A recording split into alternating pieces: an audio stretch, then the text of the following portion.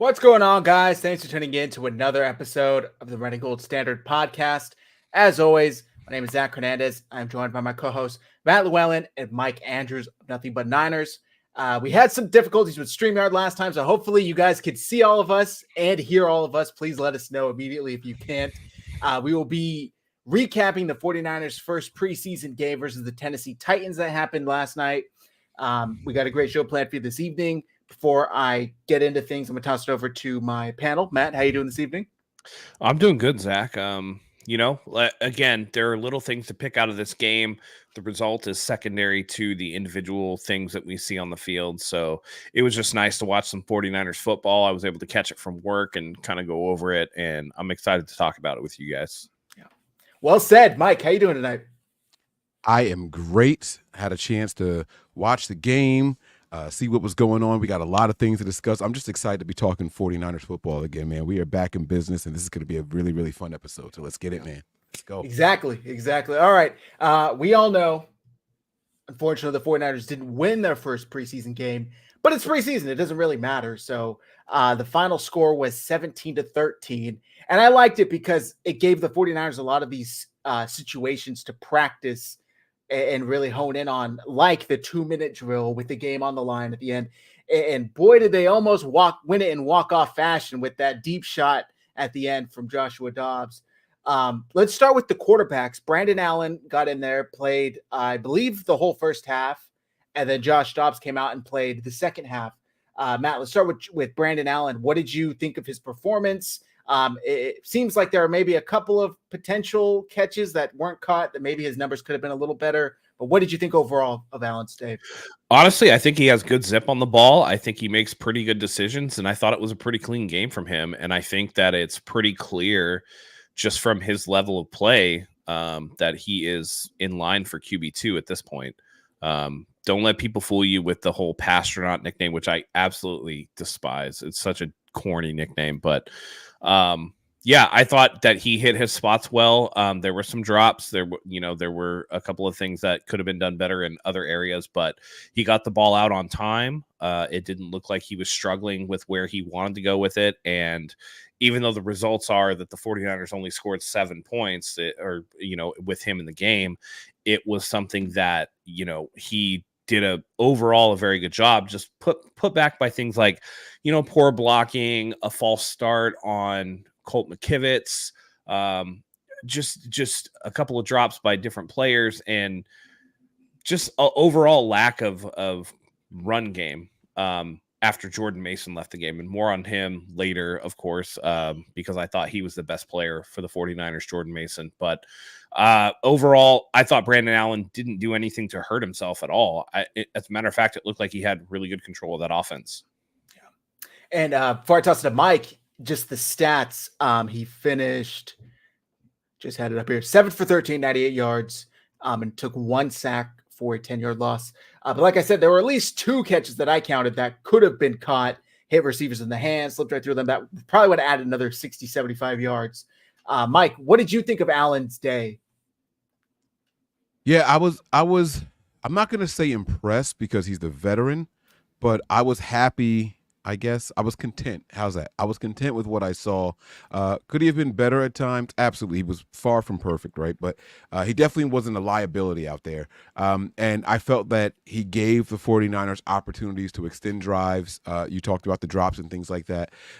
It was weird watching and trying to judge this team, knowing that it was like our backups against their starters, where I felt like they should have dominated. We marched down the field behind the run game and the offensive line. But once they pulled those offensive linemen out while leaving Allen out there, you could clearly see the change. The run game kind of faltered and wavered a little bit there. So it was more on his arm and his shoulders. He was still making at times the right decisions. So I wasn't upset with anything that I saw from Allen at all. I was okay with what we saw. I agree. I thought he looked calm. He looked experienced, I would say is the correct term, because I think this is his 8th season going into the league. So he's definitely been on a lot of different teams.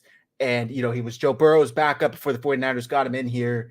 Last year, he competed with Sam Darnold, ended up being the QB3. But I think he's a very accurate quarterback that has a good feel of this offense. Everything was kind of in rhythm. There were a couple of plays that the offensive line unfortunately got blown up, and we didn't really see him panic too much. Like Matt said, there were no big mistakes. There were no interceptions.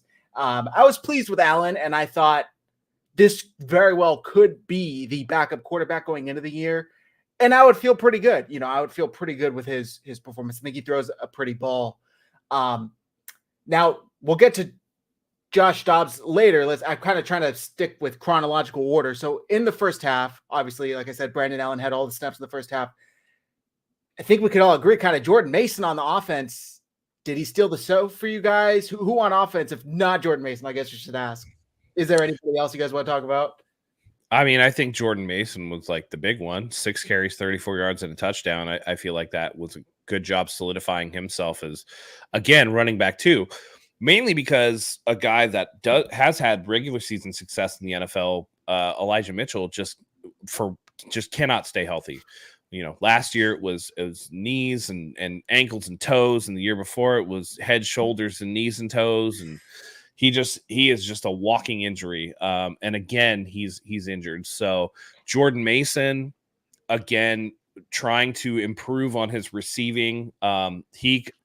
He's reading the tea leaves. He understands that, look, if we're going to get playing time and we're going to spell Christian McCaffrey, then we need to be able to catch the football. We need to be able to be that dual threat running back.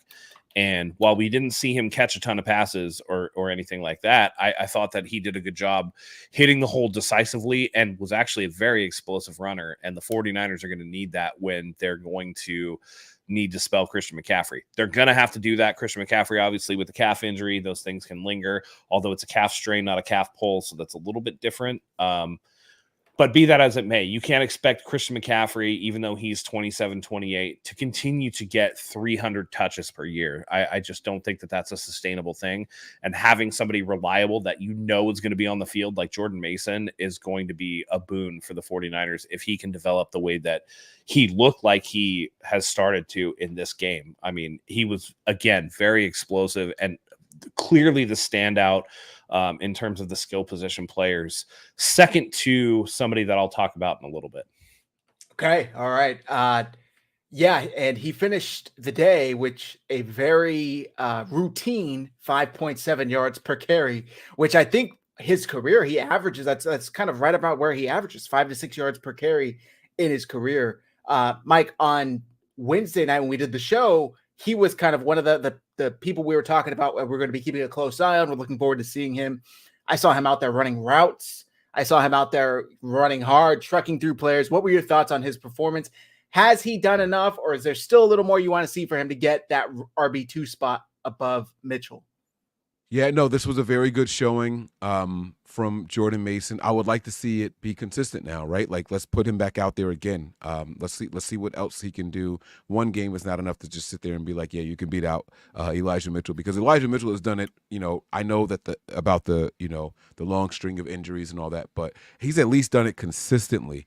And Mason has come in during a lot of garbage time and been the closer for the 49ers. This was his first opportunity to be the starter, to be like the lead guy. And he looked good doing so. But I would like to see it continue again. I would like to see more Christian McCaffrey while Elijah Mitchell is injured, and let him be the lead horse behind and with the starters, just to see how he plays out there with the rest of the cast, right? Like this, we got to remember the wide receivers weren't out there. Kittle wasn't out there and things like that. So he was doing this, maybe perhaps being the focal point of the 49ers offense for the opposing defense. So I like that. But let's see what happens in week 2 when all of a sudden the starters are going out there and doing 2 or 3 drives with him in the mix. So that's even more exciting for me. It looked good, but I want to see if he can maintain it. Yeah. And Matt brought up a good point that I think it was Matt, correct me if I'm wrong, that the Titans played a good amount of their starters, whereas the 49ers didn't. So I think it was just a little more impressive seeing Jordan Mason go out there. And look, it's not like he's a rookie, somebody who barely had any playing time. He's had a good amount of playing time through the NFL. Like Mike said right now, mostly in cleanup time, but still that's real meaningful game experience.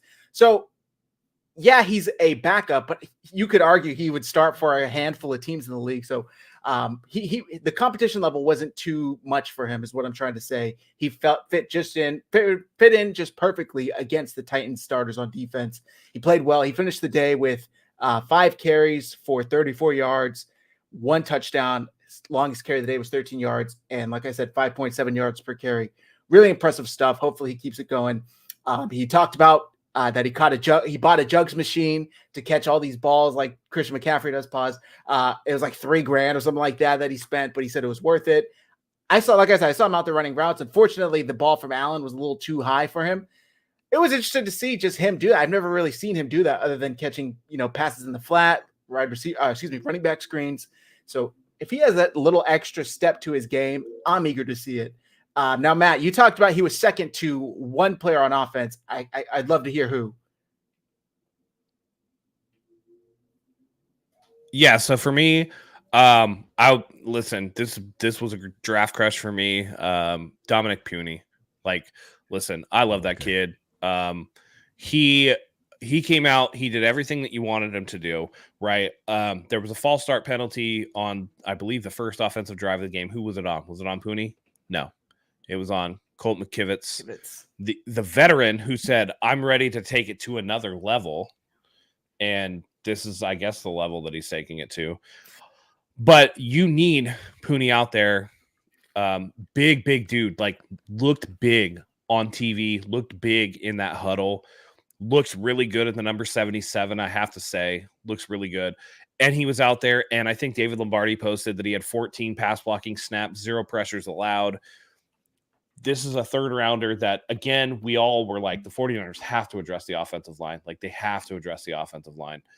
And this is them addressing the offensive line. And I think that he came out in a big way and is going to, come out here and really just be a big, nasty bastard out there going after people. And other than Trent Williams, I don't really see somebody like that.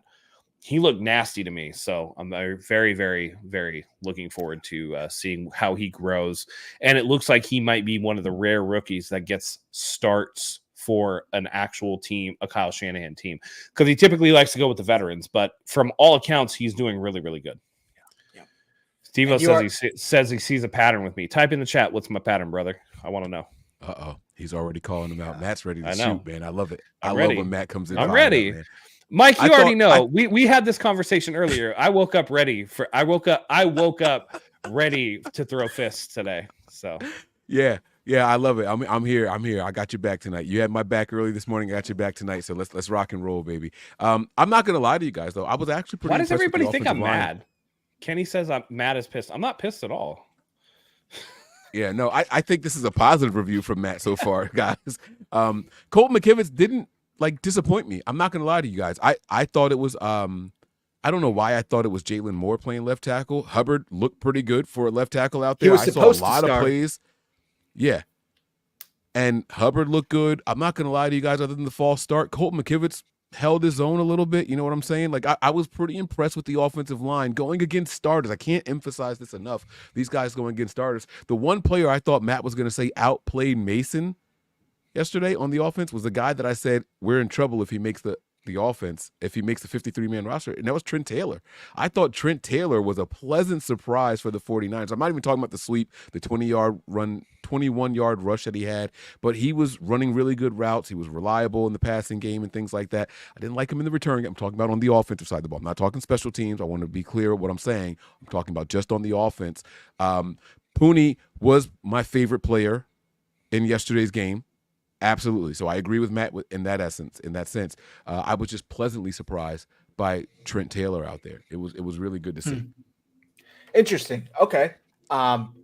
We have a question here about Zakelj. We'll talk about him in a bit because it was McKivitz, Zakelj, and Puny. Neither of them gave up a pressure according to PFF, the 3 of them.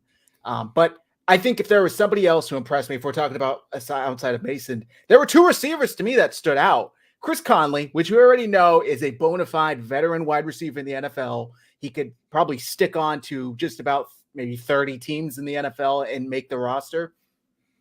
Tate Martin looked pretty good. He missed that deep shot at the end. I know Dobbs kind of overthrew it a bit, And then there was another one. No. I'm thinking of Ronnie Bell, where he just hit him straight through the hands and hit his face mask. But I thought Tate Martin looked good. And there were all these reports from people going out there, Brad from the SF Niners, Steph. They were all talking about Tate Martin routinely makes the most impressive kind of eye-popping catches during training camp. And it was nice to see that translate. He didn't have any like wow catches yesterday night, but the performance I think was there. I mean, he had that one play. It was like 3rd and 9 or something when the 49ers are backed up in their own end zone after they got the 4th down stop. And Brandon Allen hit him on like a crosser route, like 15 yards up. And it was really impressive to see. So Tate Martin and Chris Conley, I would say, were 2 other players on the offense that surprised me pleasantly. By the way, Matt, did you see his pattern? Did you see Steve-O's pattern? I know you asked, so just wanted to make sure. Let's see. Dogged, Pasternaut. So Pasternaut is what they're calling Dobbs. Dobbs is and he's studying astrophysics or some shit like that. So he's an astronaut. Pasternaut. He did, yeah. Oh. Yeah, so that's what they're calling him. That's like his nickname online. I didn't dog anybody though. That's the thing. Not yet. Dude, all I said was I hate the nickname. It's stupid. The nickname is stupid, and that's not dragging the player. That's dragging all the people that go Pasternaut. That's fucking stupid. Okay, I don't like the nickname. I didn't say I didn't like the player. That had nothing to do with the player. I don't dislike Elijah Mitchell. All I said was the true thing is that he's a walking injury. Prove me wrong there. And I don't like Colt McKivitz. You've never liked him, and I've never liked him. So 1 for 3, dude. Like, and it's Colt not McKivitz, dogging one guy to praise another. It's that McKivitz is the veteran, and McKivitz had the false start penalty. The rookie played a clean game. Right. And by the way, everybody here has known that Colt McKiv shits has been dog walked by every fucking defensive end in the NFL. Okay. So if you, I'll claim Colt McKivitz because I think he's replacement level at best. Steve-O, is that a min pin or a Doberman in your picture, by the way? Sorry, shout outs to the dogs, by the way. Love it. They play different positions though. So Matt wasn't putting down McKivitz to boost Pooney. They play different positions. He was just saying who was the false start on. That was all he pointed out. Like it wasn't on the rookie, it was on the veteran. That was it. It wasn't putting one down. Also, by the way, all this fire is basically just to make the show interesting. I don't really care that much. Yeah, we don't want a flat show, and you guys. It's preseason, guys. It's preseason. If we came in here and just read the stats and the PFF rankings, you guys would be bored. So we got to get exactly. If I just came in here and glazed everything that the 49ers do, like that would be a shitty show. Yeah. Also, by the way, whoever said, who is it? Oh, Fossey. Dude sounds like he hates life. I love my life, dude. It's fun. Can you click this comment by Bob Merck, please? Bob, I want to tell you something again. I commented to you personally in the comments. I'm going to say it again. This is hookah, bro. I don't get high at all. That is not my thing. It's never been my thing. You've never seen me high. No one has ever seen me high on air. It's hookah. It's okay. This is flavored leaves and molasses. Okay, so that's all it is. If your kid can't see me exhaling smoke, I'm sorry, but it's not. Now, if Matt and me Zach sitting said, here drinking a beer, me drinking a beer while you're smoking. Cursing, we should be more concerned about the language than the air coming out of my mouth, in my opinion. So to his child, Bob, your child, and all that stuff, I'm not doing anything illegal. Okay, I just want to make it clear for everybody out there. All right. Yeah. Other than that, though, to get back to what we were talking about really quick, about the game, I was pleasantly surprised with the offensive line overall. I didn't think that they were horrible. The starting offensive line, they fell apart later on. We're not that far into the game yet, though, so we're going to talk in groups, guys. We got to keep it where we are, okay? So it's all good. And the nicotine is not high, J-Tan. It's 0.05% nicotine in the hookah. I will show you guys a label if that's what you guys want. I don't understand what I have to prove right now. All right? And I'm not even drinking alcohol. I have Body Armor alkaline water over here. I am sober as a skunk. Like sober. I don't even know. I have what water drunk too, as a Mike. skunk is the expression. Yeah. So it's like, come on, guys. Like, come on. We're doing too much. If we're going to try to police what people are doing on the air. But if the smoke does bother you guys as hosts, I won't smoke on the air. Mike, you're doing too much. Do less. Well, now don't just do that. You got to do something. If anybody knows what that's a reference to, respect. We talked about Dominic Puny, but 49ers throwback also brought up the other rookie. Quick question: is it Puny or Pooney? Oh, Pooney. Thank you, Pooney. Okay, yeah. I'm not sure. I've said both today. It is Pooney. I want to put some respect on the man's name. 49ers throwback. 49ers 6th-round pick Jarrett Kingston had a clean sheet against the Titans as well. 21 pass blocking opportunities, 0 pressure, 0 sacks, 85.4 pass block grade from PFF, second highest grade on the team. How good would it be if the 49ers got 2 starters on their offensive line that are both above average? I mean, this team, we saw that chart that came out the other day. They are literally the oldest team on average in the NFL. They desperately need some of these draft picks to start hitting and earning time. Because the problem with this team and with Kyle's management style, in my opinion, is that regardless of how good any of these players could be, they're not that right now. So he's like, you're not getting playing time over any of my guys that are in their 30s because I know how good George Kittle is. I know how good Brandon Ayuk is. I know how good Deebo Samuel is. I know how good Trent Williams is.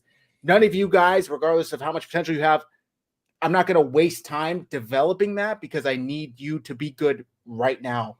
So if these guys like Pooney and Kingston could step in and be good immediately, that would be insanely good for this team moving forward because the offensive line is the one weakness for this offense, in my opinion. And it's why, again, they lost the Super Bowl this past season, in my opinion. I don't know if you guys had anything positive to say about Kingston. Also, Fish and Chips brought up Frank Darby. Darby was promising as well, the wide receiver out there. He looked pretty good. Mike, is that your Jersey. guy? Jersey. I know. I found out. I learned during the show that he was from Jersey, so now he's all of a sudden my favorite reach to make the 53-man roster. But yeah, he's up there now. Now he's up there for me. Yeah. Possible Ayuk replay. I'm just kidding. Okay, we're gonna now see it I'm all going to the leave time. the show. Now Yeah, we're gonna see it God. all the time. We're gonna see it all the time. Relax, sir. Yeah. Also, we didn't even talk about Kyle Shanahan gave up play calling duties. And this is the first time, and I think they said like 168, 167 games, preseason, regular season, and postseason, that Kyle Shanahan did not call plays. He allowed offensive assistant Clay Kubiak, son of former longtime head coach Gary Kubiak, to call the plays in this game. What were you guys' thoughts on that? Why did you guys think Kyle Shanahan did that? Mike, looks like you're eager to answer. Yeah, I'll go first here. I didn't hear the actual number of games, but Kyle said his first time in 16 years not calling plays. First of all, I didn't even know Kyle had been in the NFL for 16 years. That is impressive. You know, and I did make a big deal of this when I heard this news. I did the presser breakdown, and he admitted it. This was something that everyone said you can't teach an old dog new tricks, and we have been saying for a while as Niner fans. Did I do something? No, it was a comment. As Niner fans, we've been saying there needs to be a system of checks and balances. Someone needs to be in Kyle's ear saying, hey, like, let's do this, let's do that. One thing I did learn, in addition to Kyle giving up play calling duties for this game in particular, was that Clay Kubiak calls plays in practice. So it's not new to Kyle. It's not new to him. He just hasn't let someone do it during a game. Now, they did say next week when the starters are out there, are you going to still relinquish the play calling? He said, no, I'll probably be back calling plays again. So maybe it was because he just knew the starters weren't going to be out there, and let's see what someone else can do. And not for nothing, the Niners were in position to win this game for the last 2 drives on offense. So Clay didn't do a terrible job either. So take it for what it's worth. Kyle also said it was the most boring night that he's had coaching. He's like, the only thing I got to do was throw the red flag, basically. I'm on the headset, so I'm listening to everything. But because they asked him, are you going to allow Clay to do this next week and moving forward? Could it be something that we see in the regular season? And he said, I got tremendous confidence in Clay. I know he'd get the job done. However, it was just an extremely boring night for me. And I didn't even know what to do with my hands. I was able to throw a red challenge flag. But other than that, no, I wouldn't allow him to I don't know what to do with my hands. He he even admitted that he almost was like too late to throw the red flag because he was like, "Oh wait, you guys want me to throw a challenge flag?" Like, okay, cool. Like he didn't even know. And not only was Clay calling the plays, Clay had the mic to the quarterbacks. Yep. It wasn't like he had to give the plays to Kyle and Kyle called it in for him.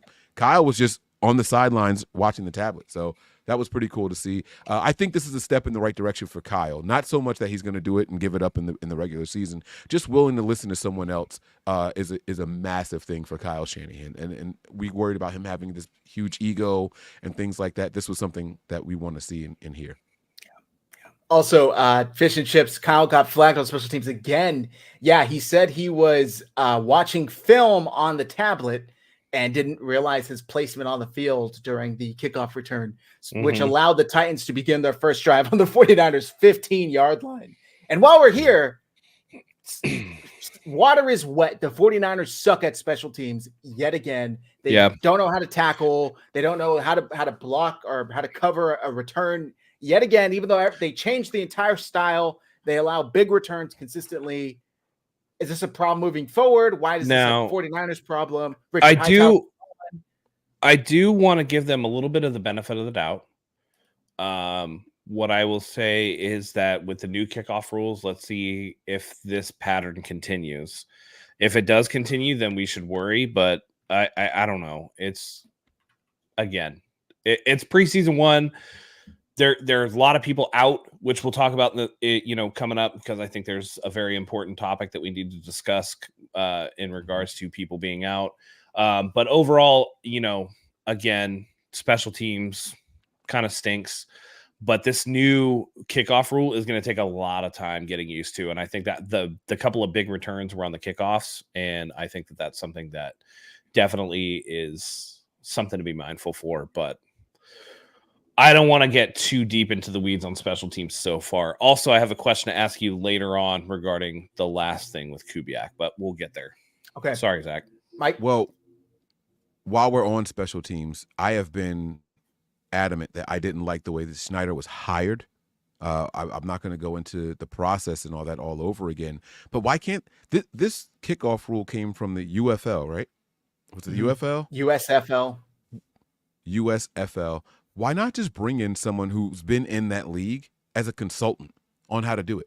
Like, I don't understand what the Niners' issue is. Like, Schneider, I'm not saying that he's over his head, but we look terrible.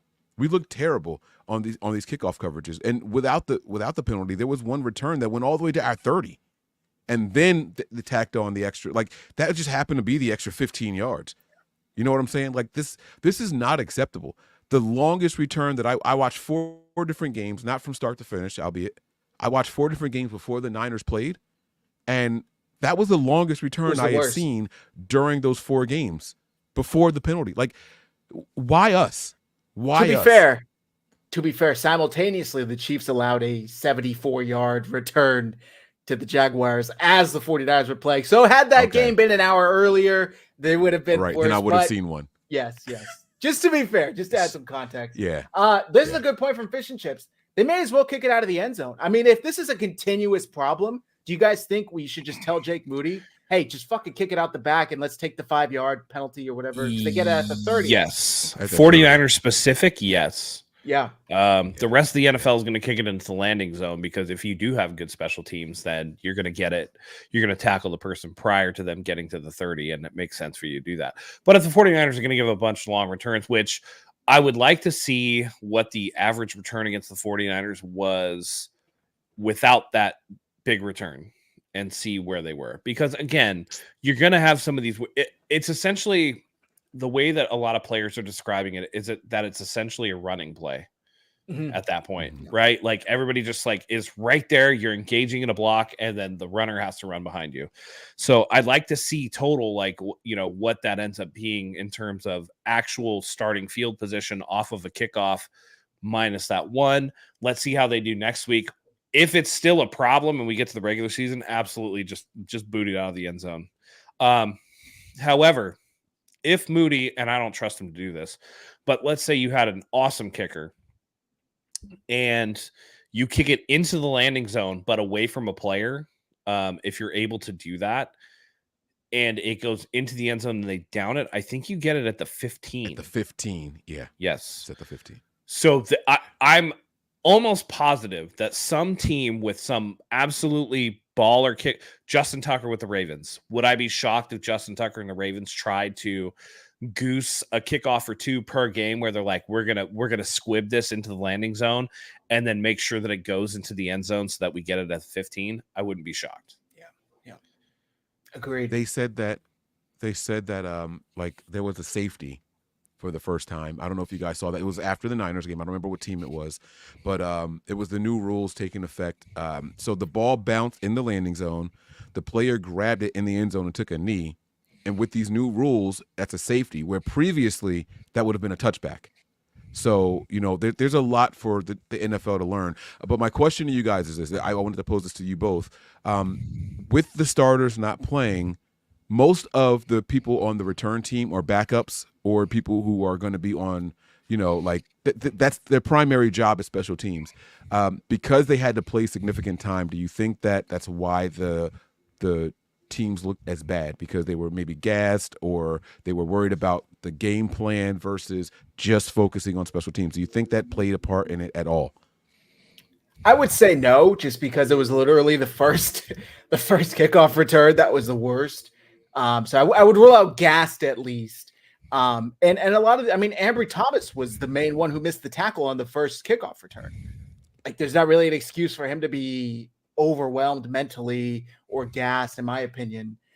So I would say no, but perhaps maybe some of the younger dudes, some of the rookies, maybe. But I don't know, Matt. What do you think? I think that, and again, it's something I think we're going to talk about later, that the 49ers have a ton of injuries right now. I think that this was just something of like, hey, guys, go out there, play hard, but be safe.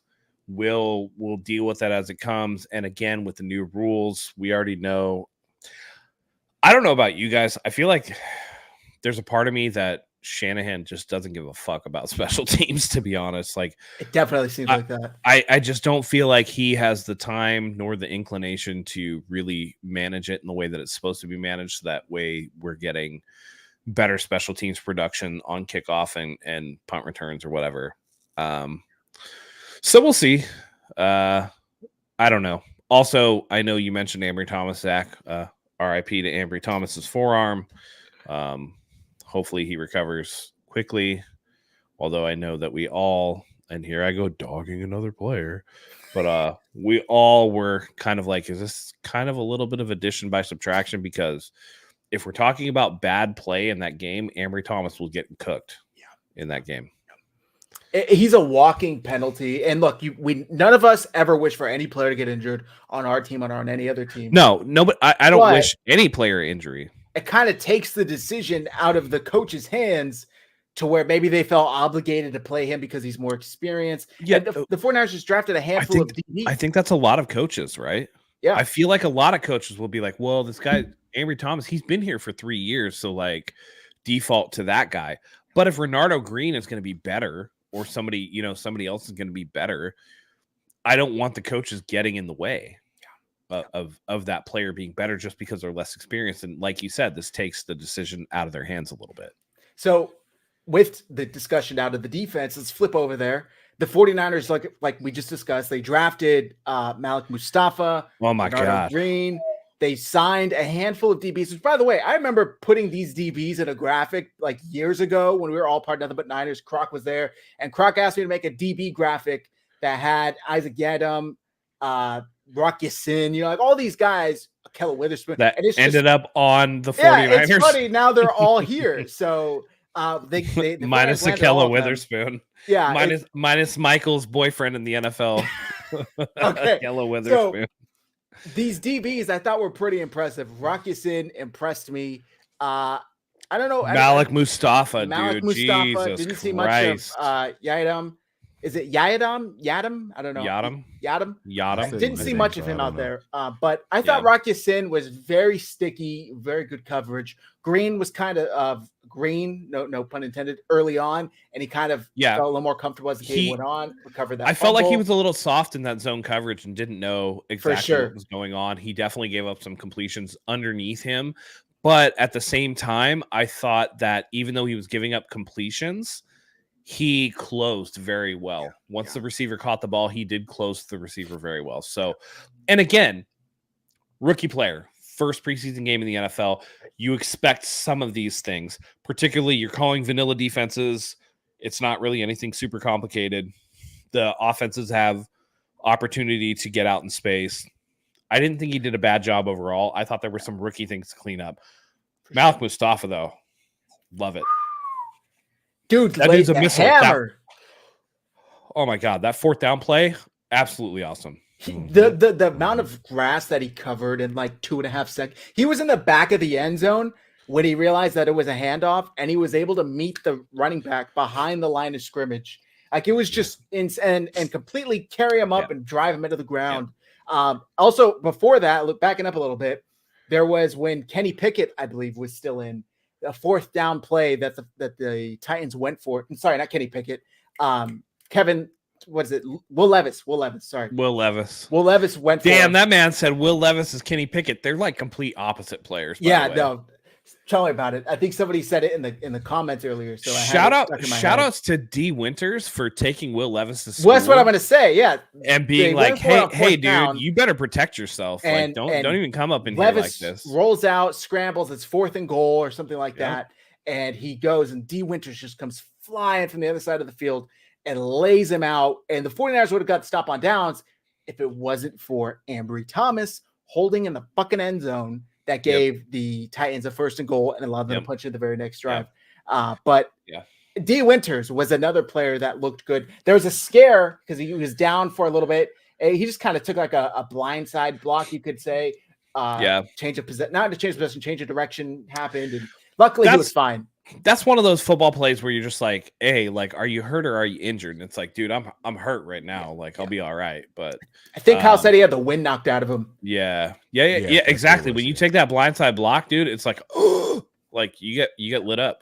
Kenny 49ers, did that vanilla defense stop Brock? Nah, man. They're not calling their actual defenses in these preseason games. It's just to get out there and get reps, dude. Like, you don't want to tip your hand into what you're going to be doing for the regular season, offense or defense, in the first preseason game. Nobody cares, man.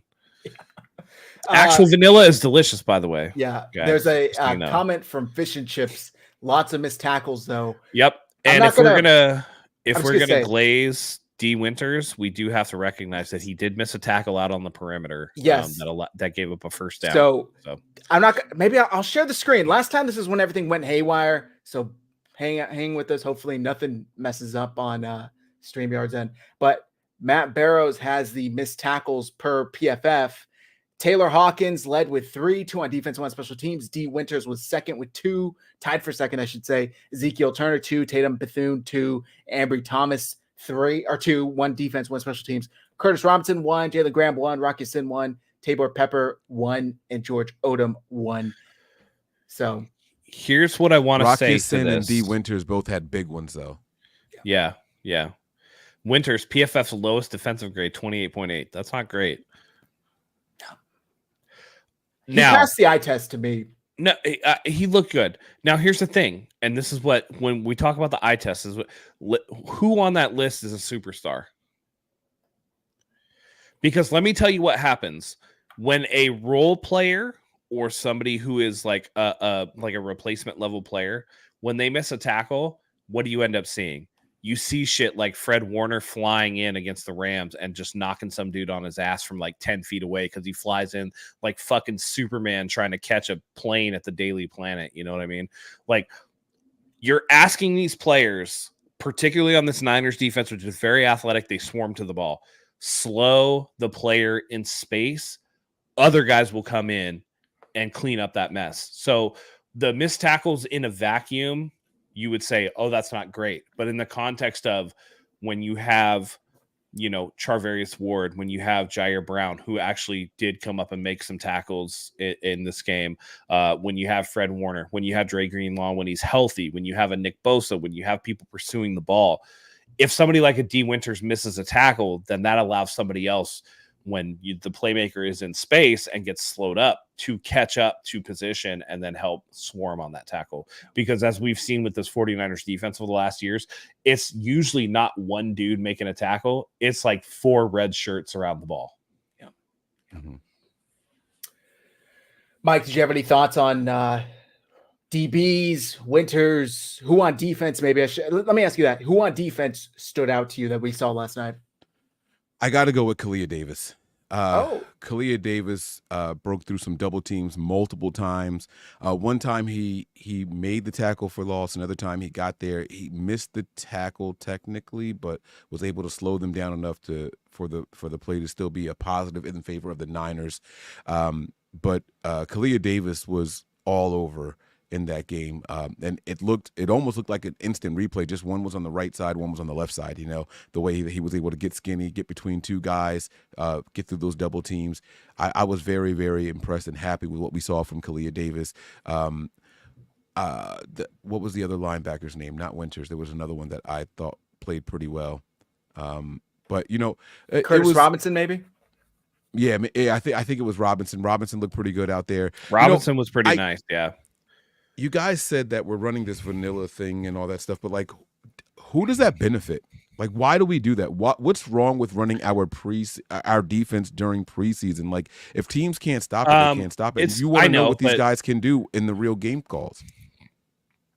Yeah, well, defense by inherent nature is going to be reactive and therefore less complex and complicated than offense. So I think it's less of a problem than it is for offense. Offense, you're not wanting to tip your hand or whatever. We've heard in practices that the 49ers have run like 5-man rushes and things like that, a little bit of new wrinkles. I think at the end of the day, it's just about getting reps. Like, you're not going to call a ton of like heavy blitzes and things like that. These exotic packages that sometimes you'll run in specific situations against a specific opponent. What I mean by vanilla is that it's not like they went back to 2023 and were like, all right, this is exactly what the Titans like to do or whatever. Obviously that'd be hard because of the new coaching staff or whatever, but let's just say it's a familiar opponent. You wouldn't go there and be like, this is what they like to run. Let's go out there and like run everything that we can to stop it. Like you would in a regular season game. That's what I mean by vanilla. It's just like, let's get out there. Let's match up to whatever the offense is doing and then see how they do with the plays that we give them in space or whatever. I think it's more about it. And then, I mean, if it was me and I was a coach, I might want to not necessarily put the defense in a disadvantageous position, but I might want to, for guys like a D Winters who is maybe going to step up and be somebody that can come in after a DFF or a Devondre Campbell or whatever, like be that 4th linebacker. How do I test him in a way that might not be completely to his advantage?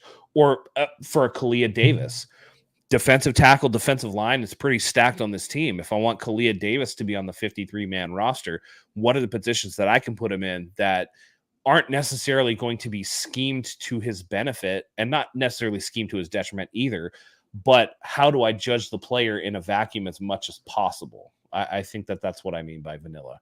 That's just my kind of thought on it, and I could be completely off base. I acknowledge that, but like that would be something as somebody, if I was a coach, that'd be something I'd want to see how these players handle adversity, see how they handle different situations without a scheme advantage, right? Kyle can scheme up an offense no matter what, but if you want to find out who wide receiver 4 is going to be, you're not necessarily going to be like, all right, let me draw up this perfect play that gets wide receiver 3 on the field open or whoever. You're going to be like, how does wide receiver 4 handle in man-to-man coverage? How is he going to get open on his own? Mike, you brought up great answer, by the way, Matt. You brought up Kalia Davis. This play stood out to me, and I had it bookmarked to play when any of us brought him up. So I'm just going to play this real quick. I'm going to mute it just in hopes that we don't get copyrighted or whatever. But just talk about explosiveness and boom, right through the backfield. Yes. He ate up 71 too. He ate him up. Mm-hmm. Love seeing There's it. a couple more Absolutely plays. love I seeing think. It, man. Shout out Coach Yak for this compilation on X. Missed the tackle there. That's the one you're talking about. That's the one I'm talking about. But what happened on that play though?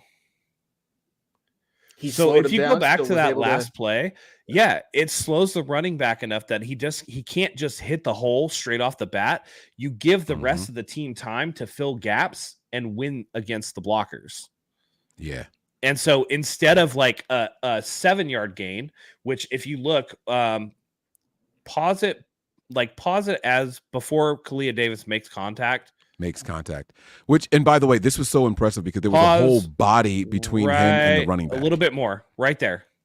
Okay, let's just say that the blocker that Kalia Davis beat seals off Kalia Davis. You have I think it's the whole tight bottom end of the field or the guard pulling, and he's going to go up against a DB, and that running back has the entire outside to make like a 10, 15-yard gain. But the fact that Kalia Davis blew that up gave the linebackers time to beat their blocks and fill the gaps. And those are the things that, even though Kalia Davis didn't make the tackle, look at now, all white shirts surrounding him, and he has almost nowhere to go. And so you turn like a 10 or 15-yard gain into like a 2-yard gain. And those are the things that are very important that, yes, did he miss the tackle? Absolutely, he missed the tackle, but he slowed it up enough so that the playmakers could come in and clean that up. And again, that's what this defense does when they swarm, because now you look at him and he's surrounded by 4 dudes. There's 2 blockers there. There's literally 7 49ers and 2 other Titans between him and where he's trying to go. Yeah. And that's not going to count as a missed tackle because he didn't get to him clean. Like I said, like Matt's pointed out, there was a body between him and the guy. So that doesn't count as a missed tackle. So that's why he didn't show up on that stat sheet there. This was a phenomenal play by Kalia Davis. Like, man, he just swim moved him and then came back around and tackled. That's so good. So good. Love to see it. Explosive. Yeah. Last year, most of the year, unfortunately, he wasn't healthy. But now that he's finally healthy. I think Kalia Davis for the last couple of years has been a guy that's struggled with health, but he does have talent. That's the thing. We've seen the flashes of, and I hate that word flash, but whatever, I'm going to use it. We've seen the flashes of that talent there. If he can stay healthy, and that's obviously a big if, we always say that, he does have the ability to get in there and be a guy that, you know, and again, like Steve-O said, allegedly Steve-O says, we've been waiting for Kalia Davis. And I feel that too. Like I've been waiting for him since like 2022. I feel like he's been around for a while. He was 6th rounder out of Stanford. Sounds about right. I want to say. Yep. But yeah, man, I really want, these are the type of guys that I'm just like, man, if you could just get it together, that would really, really help us. So UC Florida. Who was the guy from Stanford? We had a guy from Stanford. I don't remember who it was. Chat. His name is one that we don't mention anymore. His name was Solomon Thomas, and he was trash.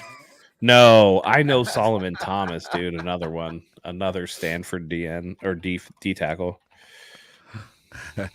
While we're on DE, the D lineman, Drake Jackson, the news came out a few days ago. Placed on IR, done for the year. Had that. Was it? I forget what surgery he had, but it was patella tendon. Patella. Thank you. That one is apparently really tough to come back from. Some say it could be career ending. Had a very impressive week 1, 3 sacks. Again, if you look at the sacks, they're kind of cleanup sacks, most of them, but still he had some production. I was very excited to see it. He had bulked up and now he's out for an entire other year. So maybe I should have saved this for when we're going to get into injuries at the end. Let's stick with the game and then we'll get back to that. Okay. Let me ask you this, because we talked about who impressed on defense, who impressed on offense. Who were you looking to see something from that you didn't? You know, it was kind of like, damn, I was hoping I would have seen a lot more from this kid. I was hoping this person would have stood out. They did play, but they didn't really look good. There was nothing that was really impressive. Who, if you could think back to last night, was that person for you that you're still left wanting to see more from in order to decide whether or not they deserve a roster spot on this team moving forward? Mike, do you have somebody on the tip of your tongue? Yeah, so I've actually got a couple of guys. If you want to go with the offensive side of the ball, I was very disappointed at Matt Breida and Cody Schrader as far as their rush production. Was not happy with that at all. from either of those guys. Now I understand that they were playing behind the bad offensive lines that we put out there. The blocking wasn't the best and things like that. So you have to kind of take it with a grain of salt. But with Matt Breida in particular, like this is the veteran. This is the guy that knows the system. I expected him to come in here and kind of like flash down the end of the game. Like I thought Matt Breida was going to be the guy that was going to make the 49ers offense ascend as the rookies of the other opposing team came in. You know what I mean? Like he was only here for 3 days, but he knows the offense. So I thought maybe if he came in at the end of the game, he would be like having a veteran playing at that point in time. While he was a veteran in years, he did not look like a veteran in the system. But you don't know how much to grade that with as far as what they did. Cody Schrader was another one. I heard so much about this guy when he was drafted. I just didn't see it. Again, I have to go back and do the rewatch. This is upon my first look. I wasn't happy with either one of those guys. And then on the defensive side of the ball, I think we all wanted to see, well, let me speak for myself. Samuel Womack was someone that I just like have been waiting for him to get an opportunity, and he just, where was he? What was he doing? And I didn't see it, so I wasn't happy with those three guys. Okay, both sides. Matt, what about you? To answer real quick Luis Moreno's question, Elijah Mitchell is injured again. Yeah. Running backs overall, pretty disappointing outside of Jordan Mason. I heard about Schrader too. I'm willing to give him a little bit more time because he is a rookie. But I think he has an uphill battle. Obviously, Jordan Mason to me looks like running back 2 at this point with Elijah Mitchell injured. I know that Garendo is somebody that they really feel strongly about if he can get back healthy. So he faces an uphill battle. To me, Breida at this point is just taking snaps. I've never been a Breida guy. This goes back to what is it? Better Rivals podcast with David and Oscar, and they just like filleted Matt Breida for the entire season. Typically when people go over the top on somebody who is like a fringe talent, it makes me not like that person, and that's just my personality. It's kind of similar to when people are like, this show is so amazing, you have to watch it, and then I watch it and it's like kind of shitty. It's kind of similar to that. What was he going to do really with 2 days into the system? For me, man, it's a good question. I think, yeah, for me, I would agree with Mike. For offense, it was a running back. But for me, I'll put it this way. Tight end for me is just a disappointment. Outside of George Kittle, like this team can't seem to find a reliable tight end as a target. They have blocking tight ends. They have this and that. But, Cam Latu doesn't look like he's going to amount to much, and he was a 3rd-round pick. I just don't see a lot from Mason Pline in terms of receiving the ball. Just they have to do something. George Kittle is not a spring chicken anymore. And even though he's fantastic, and I've prematurely called the end of George Kittle's 49ers run many times. At this point, it's kind of like a running joke with us. But I don't know, man. I'm not impressed with the 49ers tight ends. I want somebody who's explosive. I don't want a guy that, while yes, you can catch like a short pass or whatever, it's not going to turn into something explosive. And the best teams have really good tight ends. We've seen that with George Kittle. Obviously, Kansas City has that with Travis Kelce. Obviously, the Lions have that with Sam Laporta. There are guys in the NFL at tight end that are difference makers. And I'm not saying that we need somebody to the level of, but when you look at a team like Baltimore, even with Mark Andrews out, they have other tight ends that will step up. And I just don't see that. And we've tried it with Charlie Warner. We've tried it with, this guy and that guy. I think we actually brought in, Logan Thomas. Yep. Logan Thomas, who was cut.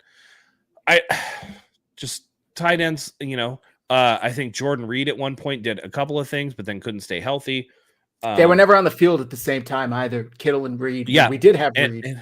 Right. And it's just a thing of like, at some point or another, you need to be able to have somebody to rely on other than George Kittle. And I just don't think that that's the case for offense. Defensively, man,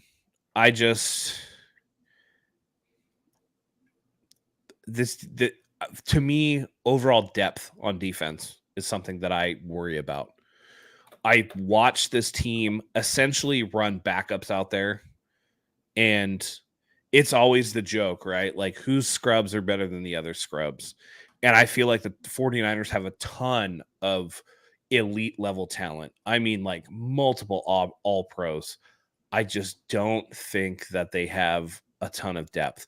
So they need to stay healthy. And obviously they haven't been healthy. And this team is going to be in a lot of trouble if they have to go into games. And like Mike said, Sam Womack has to be out there starting. Or you get to the point where you have defensive linemen out there.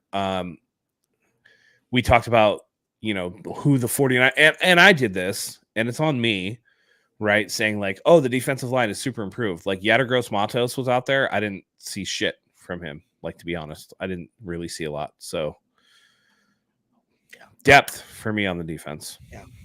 Mike, I feel like you have something to add in before I go. Just I wasn't extremely disappointed with the production from the tight ends. Yes, I feel like they caught about. I don't have the stats for incompletions and targets, but Tunges caught I know 3. They caught 6 passes. Latu caught 2, and Saubert caught 1. But I don't know what their targets were. But I feel like they weren't disappointing in the absence of George Kittle. They caught everything was thrown at them, 100%. Okay, Tonga's caught 3, right? But that's late game. Again, I'm talking about who's going to be able to contribute realistically. Cam Latu is a 3rd round pick. He got 2 passes, right? But how many yards? Saubert?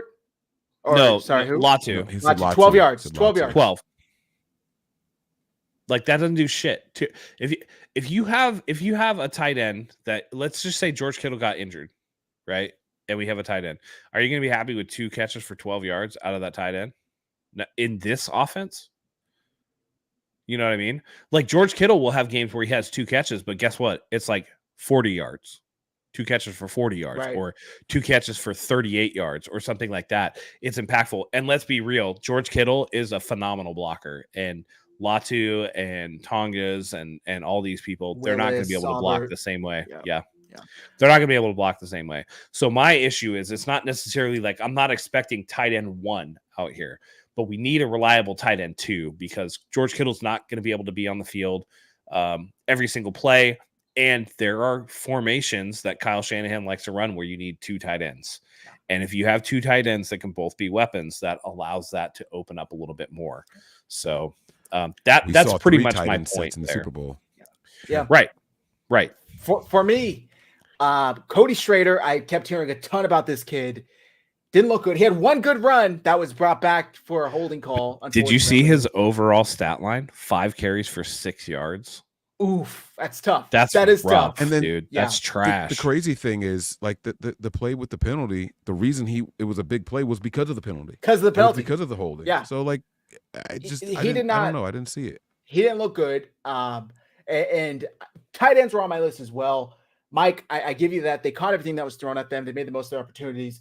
But the fact that they weren't utilized more, like, I'm desperately wanting to see one of these guys separate himself as the second tight end for this team that they need. Braden Willis, I know he was a later pick, missed all of last year. Or no. Cam Latu missed all of last year. But Willis, even as a run blocker, was getting his ass handed to him. He's getting pushed back into the running back repeatedly. Yep. Wasn't pretty. And also, I know I'll save that. Ronnie Bell, you're kind of a veteran, I guess you could call him. I know it's his 2nd year, but amongst all these other players who have never played meaningful NFL game time, aside from Chris Conley, and he had a couple drops, 1 big one, deep shot down the field that could have really moved the offense along and helped Brandon Allen's numbers. I wanted to see more from him, and I know you shouted out Trent Taylor's ability as a receiver. Let somebody else return kicks, please, Kyle. I understand it's preseason. Mm-hmm. You're probably just hoping you see something from maybe some old spark. I know he returned kicks with Cincinnati, but that man looks slow as hell. Please just let anybody, one of these younger receivers, throw Tate Martin out there. I don't care. Hopefully somebody else gets a chance at returning kicks, because Trent Taylor, it ain't it for me. I would be shocked if, when all is said and done, if the health is there, that if it wasn't Ricky Pearsall take it back, kicks and punts, or even Debo. I mean, I think Debo's going to be able to get through that one line and make a big play. No, I agree with that. My only worry is that, again, injuries for Debo. And I think that if you lock up Brandon Ayuk in contract situation, then maybe, Debo becomes a little more acceptable in that role. But yeah, outside of that, I don't know. Did you guys know that Tay Martin's, you know what his first name is? It's like Davon Tavian. And that's why they call him Tay Martin. I had no idea. Wow, I had no idea. His first name was. I thought that was just impressive. And I don't even know if I said it right. But it's mad long. It's like Devon Tavian or something. Davon Tavian. I don't know. But yeah. He said, just call me Tay. Just call me Tay. Yeah. Mm-hmm. All right. Overall grades for this game, offense, defense, special teams. What would you give the 49ers for this performance? C overall. There were some plays there, but there was a lot left on the table.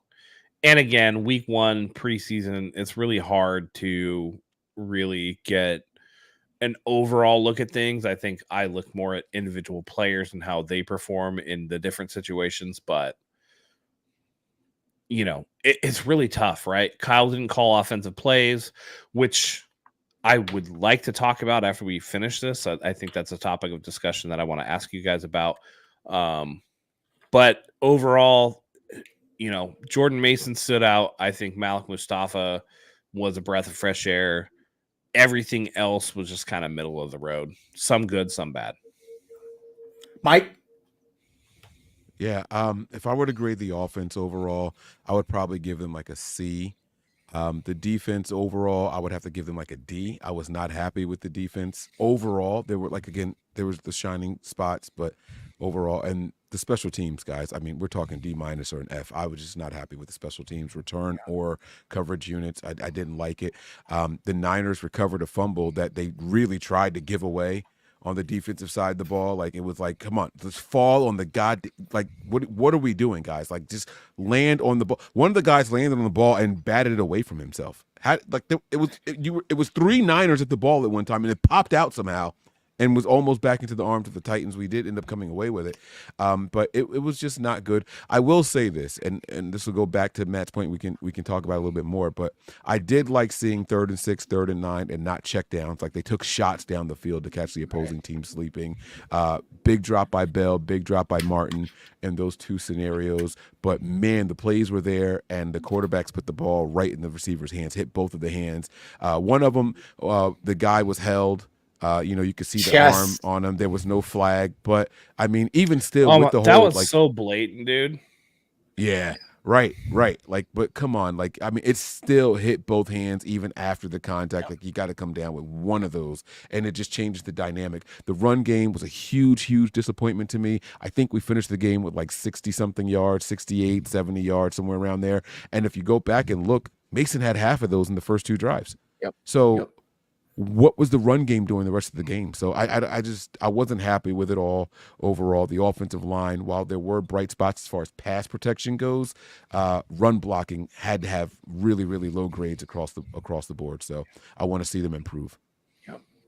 For me, I want to say like a solid C, because I think at times the offense looked good. Aside from those drops, they would have looked better too if those receivers just held on to the damn ball. Defense, could have been better. Run defense was bad. Special teams definitely need to improve on that coverage, or else, like Fish and Chip said, just tell Moody to start kicking that ball through the back of the end zone and take the 5-yard penalty, because it's much better than having the offense set up at midfield every time because you can't tackle for some reason. I'm interested to see next week. Hopefully we get players like Pearsall back and we get to see some of these other players that weren't able to play. Val Ramos is asking if Collins and Elliott played. I don't think they did. Definitely not Elliott. I don't think I saw Malik Collins out there either. Gross Matos played. But yeah, Cynthia Mustafa was a bright spot. Dobbs was all right. Last question about this game. And then, Matt, you can ask your question about coaching. Did either quarterback solidify themselves to you as having a leg up on the other as the backup for Purdy's job? Brandon Allen, to me, was more impressive throwing the ball. Dobbs did a good job running the ball, and his touchdown run was cool, and like the little flip into the end zone is great. I just thought that there's a reason, and I don't know how they're going to do it in preseason week 2. Maybe Dobbs starts and Brandon Allen comes in the second half. But I thought that Allen, to me, looked like he had a better grasp on the offense, and that's to be expected because I believe he was here last year. He was, yeah. So that's something to me that's going to be important going forward. I thought he was better throwing the ball to me. Mike? It's incredible how two people can watch the same game and interpret things very differently. For those same exact reasons that Matt said Brandon Allen looked better, I kind of gave an edge to Dobbs because it was his first time in the system against live bullets and an opposing team, right? And behind a terrible offensive line, I felt like he was running for his life and trying to extend plays and still finding a way to complete some passes out there, the scrambles and all that stuff. I feel like if the offensive line could have just held up a little bit more, the Niners probably would have come away with a win. That guy looked like he was trying to will the team to a win. Like, if I can't do it with my arm and the protection, I'll do it with my legs. Kind of sacrificing his body. And none of us want to see that, right? That's not sustainable football in today's NFL. So I do understand that. And Allen did look comfortable in the system. He looked way more comfortable than Joshua Dobbs did in the system. But again, you're talking about, three preseason games for Allen last year, one more this year under his belt, and Joshua Dobbs' first one. And that's kind of like, it's got to be like a sliding scale, so to speak. You know what I mean? So I kind of gave the edge, a very slight one, to Dobbs when I was watching it. But again, that was all on first look. That was also with emotions like, come on, we can win. So I probably was a little more riled up down the stretch than what I actually should have been, I do want to say that I'm a little disappointed that we didn't see anything from Tanner Mordecai. Same. I would have liked to have seen him. Yeah. Hopefully we get something out of him next week. For me, it's tough because I don't think anything either of them did separated themselves. I'm going to leave it at that. I'm going to take the coward's way out. I'd say there's still 50-50 because there were good things that I saw from both of them that I liked. But it's like Josh Dobbs did a lot more unscripted, was able to, like Mike said, kind of will the offense down the field, where I think Allen operated within the offense as it's structured better. And the timing on those throws were good. The accuracy was good. He throws a good ball. I was impressed with him. And it didn't seem like the offense missed a beat with him out there. Whereas with Dobbs, it seemed like it was a little more of like scramble, try to make things work, maybe freestyle a little more, which again, it's the second half of the first preseason game. Obviously it's not going to be completely structured. Mike, did you have something to add? No, I actually wanted to say that Dobbs actually, Allen throws a better deep ball than what I expected.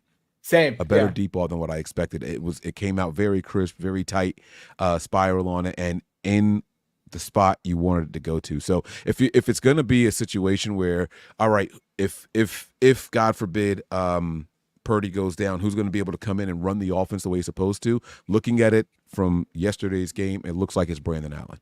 Absolutely. But heart and all that stuff is a little bit different, and that's, it's rough. But to answer and agree with Zach, no one really separated themselves. So yeah, I agree. I'll say that. I mean, we're talking about millimeters of separation between the guys. Yeah. I do want to ask you guys, do you think that the 49ers are trying to stash Tanner Mordecai on the practice squad? And if you do you think that that's a smart idea? Do you feel like he would get picked up by somebody? I haven't seen enough to know. I mean, I've seen the reports coming out of camp that he looks right. good. The reports are like, oh, he looks really good. He should be like quarterback 2 or whatever. But who knows? Right? The people, different journalists look like Mike said. It's interesting how two different people will watch the same thing and come to two different conclusions. Yeah. So.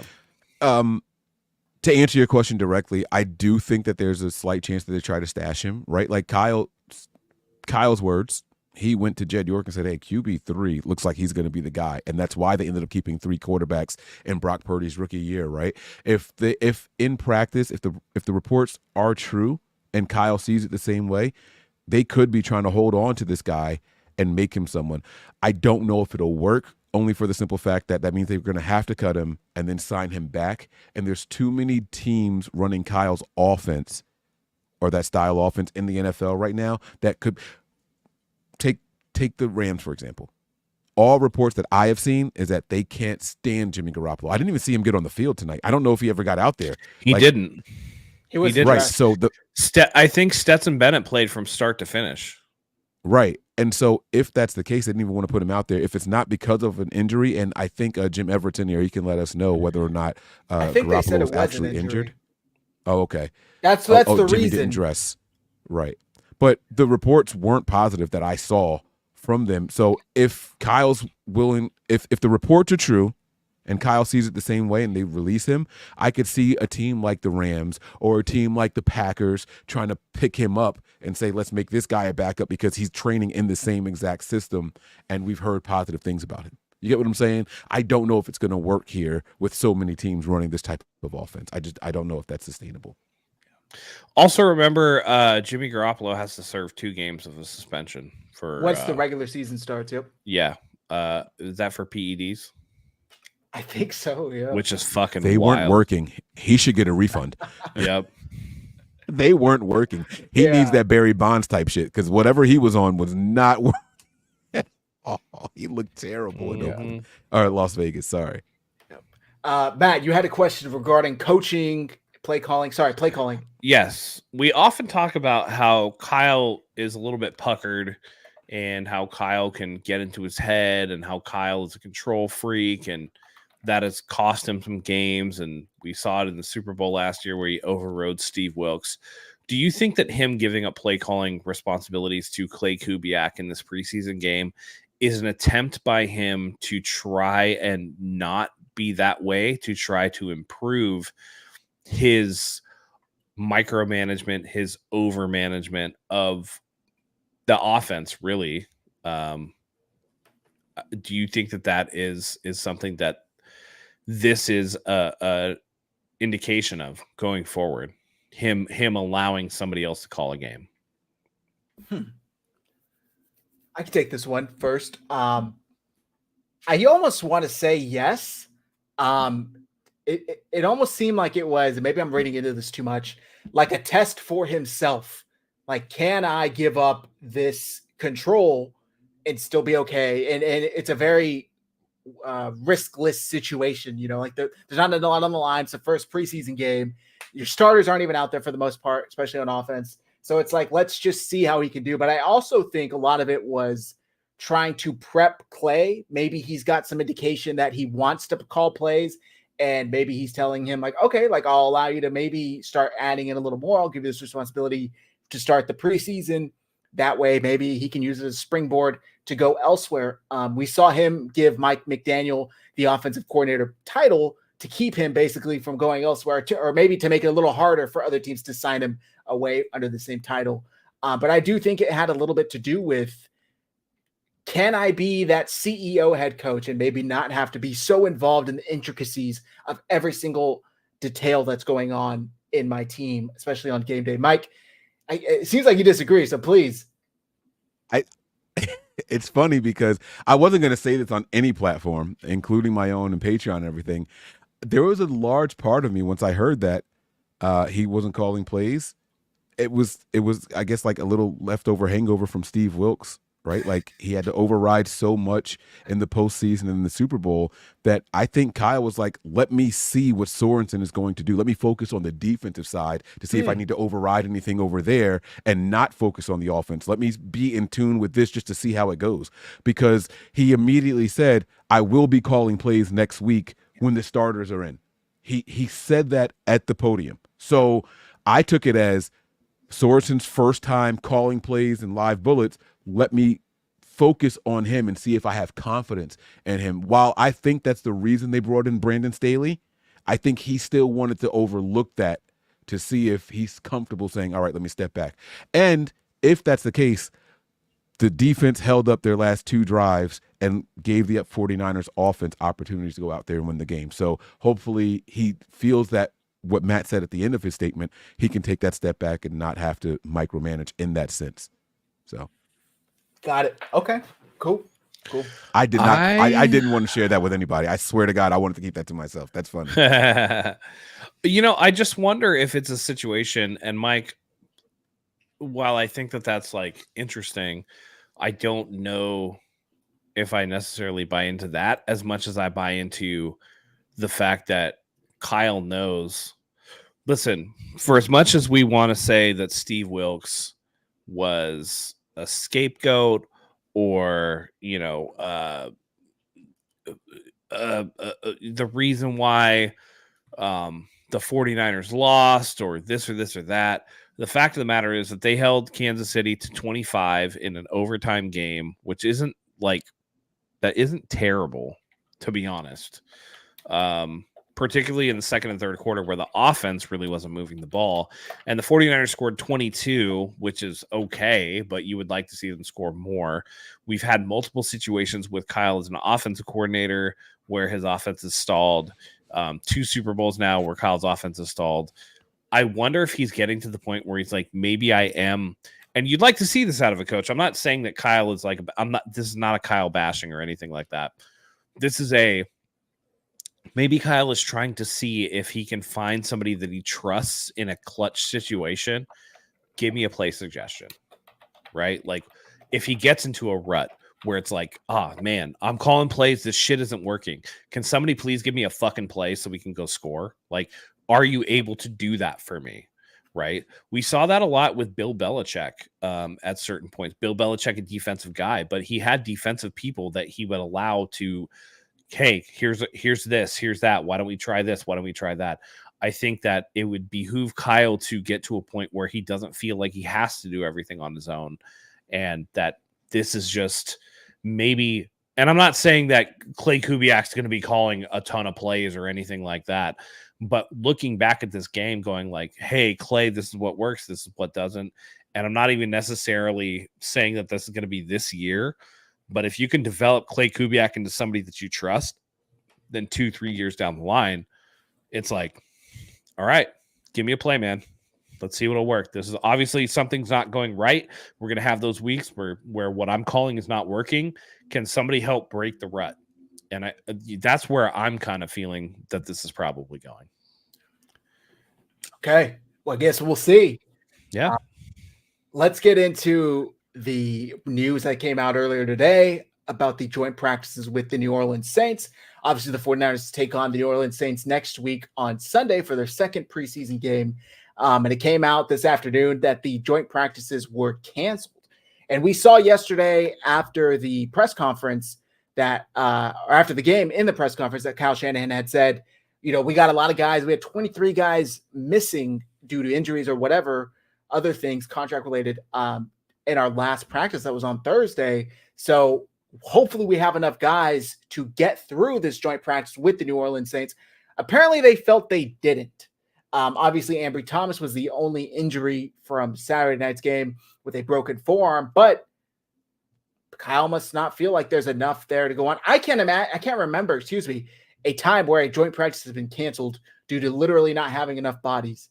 Mike, you're cracking up over there. What's going on? What's the thought process? What do you think happened here? Is it really just that, or what's up? The math ain't mathing. I'm sorry, it's not. If you are short on players, you would want joint practices so you don't have to run 2 offenses and 2 defenses at the same time in your own practice facilities. You would want 1 offense against 1 defense from the opposing team and 1 offense against the other defense, because now you don't have to use as many bodies. So if you're short on players, you would want to be able to use the opposing team's 90-man roster to go out there and run your practice. So if it's because of bodies and bodies only, it doesn't make any sense. So I feel like there's something else. I think that Kyle might think, this is not what we want it to look like. I don't want to put this out there. And maybe we are just going to get dominated from start to finish. And so he doesn't want to put his team through that. It could be demoralizing. I think it could be demoralizing. Now, albeit you will have to use a lot of backups, right? We know about the long list of guys who just flat out aren't practicing. Ayuk likely won't be practicing. Even if he were to sign tonight, he's probably not going to be practicing much in those joint practices. He's going to be on the sideline getting back in football shape. Same goes for Trent Williams. We know Dre Greenlaw's not going to be out there, right? We know that Christian McCaffrey's not going to be out there. Okay, so that's 5 really big names that Kyle won't be using this week no matter what. That's huge all by itself. Then you lose Ambry Thomas, so now you're running. It doesn't make any sense. And I think if you go out there and get dominated by an aggressive defense like the Saints, if you go out there and get dominated by this offense that is going to be using more guys like what's his name, Will Levis, right? Like if they're going to use they have who's their quarterbacks over there? It's Carr and they just drafted that Rattler. Oh, tight end. The tight end quarterback guy. What's his name? You guys. Number 7. Yeah. Taysom Hill. Yes. These guys are going to run all over that 49ers defense from the quarterback position. I think Kyle maybe just doesn't want to be exposed. If it's just the bodies, it's beneficial to go out there and practice against another team. So I just think it's a weird excuse, if I'm being honest with you guys. Matt? My only pushback to that is that Kyle has said before that these joint practices are actually more important than the preseason games. And I think that part of that comes from that when it's natural when you go against another team that you're going balls to the wall. And I think that that's where Kyle is kind of worried, because what Kyle can do with his own players is control the intensity of the practices. I have a feeling they're going to have soft ass practices this week, that they're not going to do a lot of contact, that they're not going to do a lot of hitting.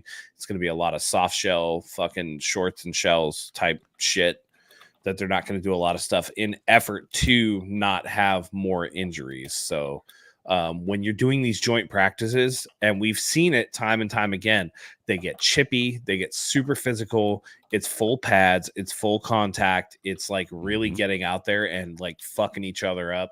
I think that Kyle looks at his 23 players injured right now and goes like, we don't have the horses to like lose anybody else. So like I see what you're saying, Mike, that there is something to the fact that these practices are important, and this does look maybe a little bit like Kyle is ducking, but at the same time, I don't know that they can afford any more injuries. Like, this has been a pretty bad training camp in terms of 49ers health. So I think that he's just erring on the side of caution.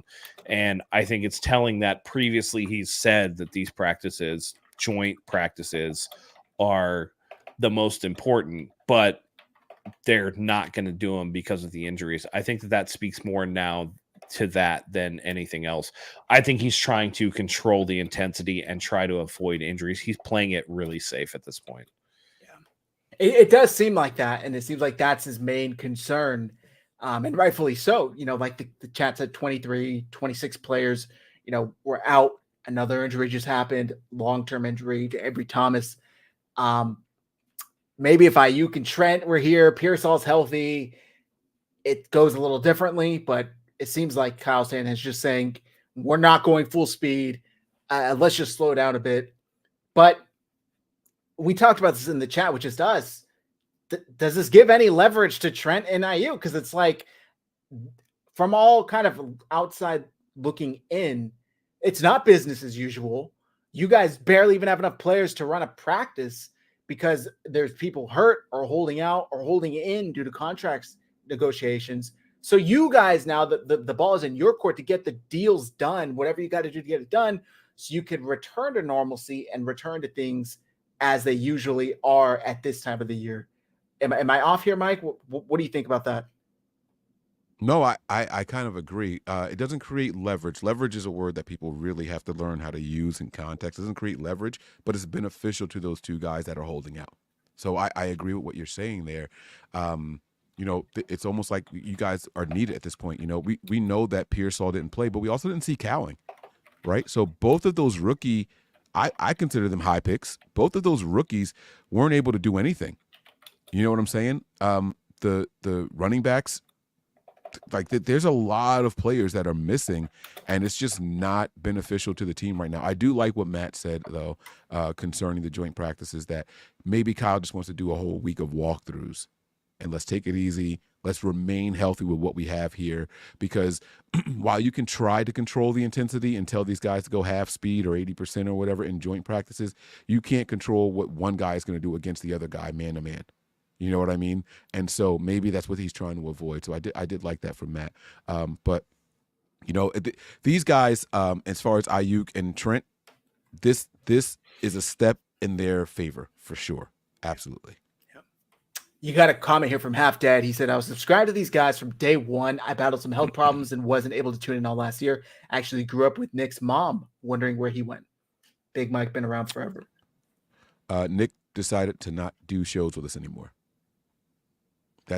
There is no like secret sauce to it or anything like that. He just didn't want to do shows. Nick had passwords and logins and invitations and all, and just decided not to show up anymore. So the show continued. But thank you, Half Dad, for being an OG subscriber and still supporting the channel to this day. We appreciate you. Yes, Ayuk, as we are sitting here, August 11th, 8:40 p.m. on East Pacific time. He's still a 49er, not a Pittsburgh Steeler, regardless of what dog tells you he is. Deal's not done. The 49ers, Friday night, I think we saw there were reports coming out that they increased re-engaged in contract negotiations, increased the gas to get the deal done. Hopefully we see it get done soon, but as of now, nothing's happened. Garendo is dealing with like a hamstring pull or something like that. So hopefully we get to see these players return and healthy. Kenny 49 says the three of you need way more likes. There are creators out there with more. There are creators out there with more who stink. Yeah, they have more likes than us, and we're busting their ass in this content creation business. He's telling the truth. Talk your shit, Kenny. Thank you, Kenny. JC Montana, when do you guys see the Trent Williams saga come to an end and him returning to the squad? This week. This week. Yeah. They're going to get this taken care of. Another reason for them to with BA. Yes, I do think so. I think Trent happens one day and Ayuk happens either later that night or the following day. I do. And that could be another reason as to why Kyle doesn't want to do the joint practices, because as soon as they sign and they come back, they have to, kind of get work back into it. You don't want to work these guys raw back into these aggressive joint practices. Yes. All right. Well, let's see. Hopefully it gets done. Take it done very soon. Is there anything else before I get to a chat pack? I have one picked for tonight. Anything else you guys want to talk about? I just want to say that I think Trent Williams gets done, maybe not on the timetable that Mike says, but in between, maybe sometime between the end of preseason week 3, when they play their last preseason game, and the start of the regular season. That's when I think Trent gets done. I think this week or next. Did you guys see the breakdown of what the fines are for Trent Williams? It's like, and they can't forget, it's like $50,000 like per practice or something like that. Per practice, and then every preseason game that he misses, a game check. He loses a game check. Yep. The game checks they can forgive. They cannot forgive the practices though, so he has to pay those fines. But the game checks, they can decide to not fine him for the game checks. That tells me that. Go ahead. I was just going to say that tells me that the signing bonus and the restructure of this deal is going to be massive, because it's going to make up for that money. It's going to include the fines. Yeah. I got to say, I like that the CBA took the power out of the organization's hands. And it's like, look, we can't forgive this even if we wanted to, because I feel like then players can kind of use that as an angle to argue against them. You're not even negotiating in good faith. You would waive all these fines if you could. They're like, hey, we could if we would, like with Ayuk, he's on the 5th-year option. Those can be forgiven once they come to a contract agreement on an extension, but it's the opposite deal with Trent Williams. Okay. Anything else before I read this card? No, I mean, no, I'd like to see the BA saga come to an end. I'm still tired of it. Definitely. All right. Chat pack time, and chat, please feel free to answer the question in the chat. If, with your safety guaranteed, you could experience something considered very dangerous, what would you want to experience most of all? Fly into a black hole and see what's on the other side. Oh, shit. Okay. I feel like that's like going to make every other answer look a little less exciting. I gotta know, man. What's on the other side of the black hole? Is it another universe? Is it, a different dimension? Like what is happening? I clicked on Kenny, the wrong comment there. Golly, sir. Golly.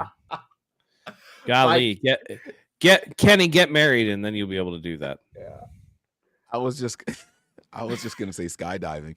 It's not something that I'm inclined to do. You know, I would like to free fall for a couple thousand feet. You know, like I think that would be very, very interesting. It's just I'm paranoid about parachutes and shit like that. So I'm not. JC Montana, that's actually a good thing, man. Like, what if you could experience death without it actually harmful to you, and you can come back and like report on what's on the other side? Well, I just took death as being infinite, so I wouldn't consider that. But that's a cool answer.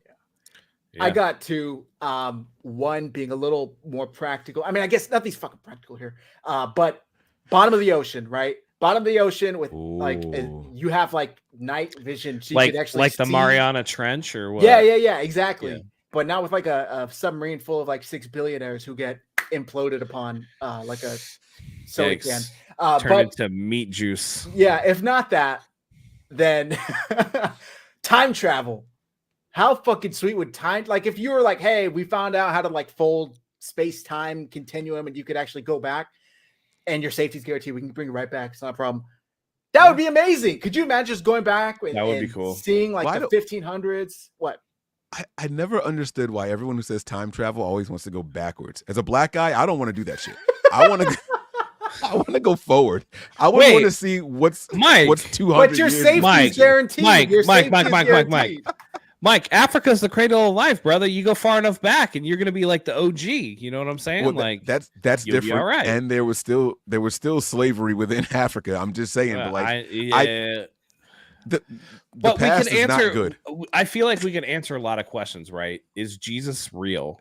Right? Like, is are we in a simulation? Have aliens landed here and did they seed life on Earth? Like you could answer what really killed the dinosaurs? Who built the pyramids? Who built a pyramid? There's a lot of interesting questions that you could go back and answer, right? If you could go back to a specific moment in time and be like, oh shit, I could answer this definitively once and for all. You know, I'd want to go back in time with a bunch of technology just to fuck with people, but like, that's me. Imagine putting on a drone show for like Quakers in like 1650. Yeah. You could convince them like a dragon is coming in and like blowing up the place or something. I don't know. Like, oh Mary, churn the butter, here comes the dragon. I think technology existed way back in the past anyway. I think humans came from one planet. That's what I'm saying. What if the aliens were responsible for the pyramids? What if the aliens were like, we are the aliens. Build this shit, Egyptians, you motherfuckers. Like, build this shit. Right, but that's what I think we are the aliens. I don't think that, like, you guys can't convince me, no matter what you say, that humans survived in the time of huge, massive dinosaurs and monsters. I understand our intelligence and all that, right? Technically speaking, we did not exist at the same time as dinosaurs. There were actually lower hominids that were a lot smaller.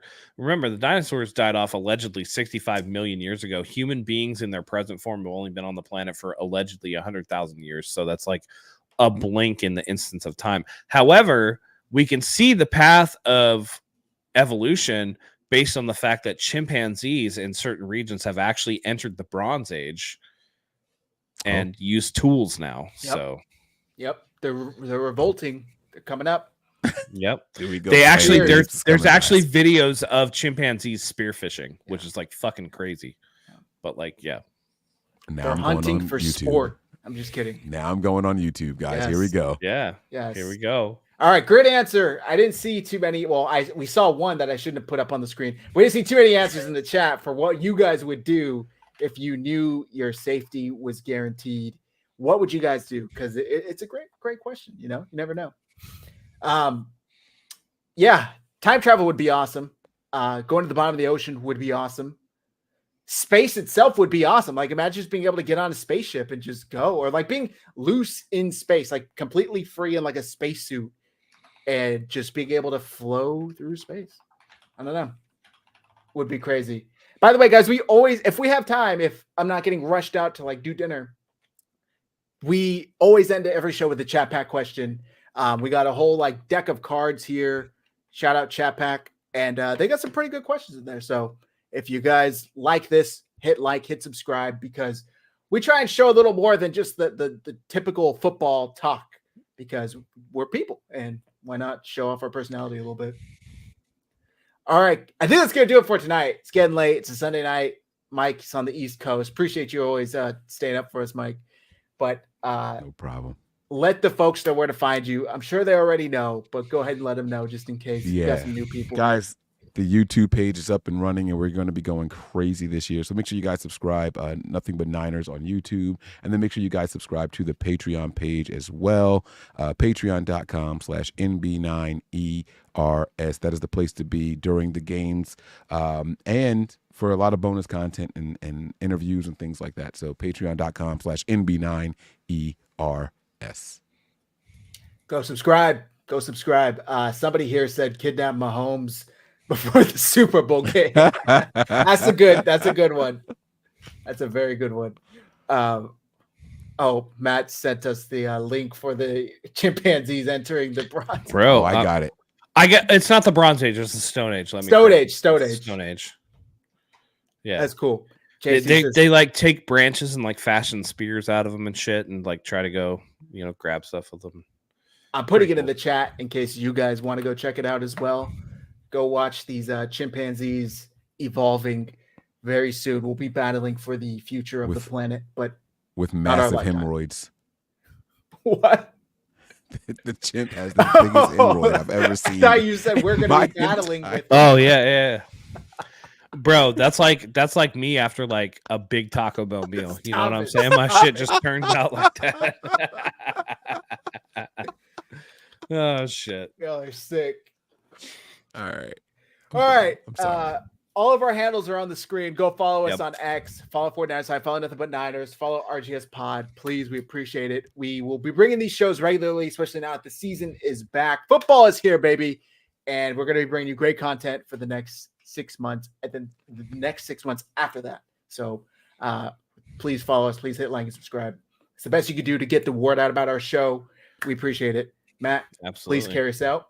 Yeah, absolutely. We got a preseason game in the books, some good, some bad, but we'll carry on. Hopefully the 49ers can get healthy prior to the start of the regular season, but it's on to the New Orleans Saints this week.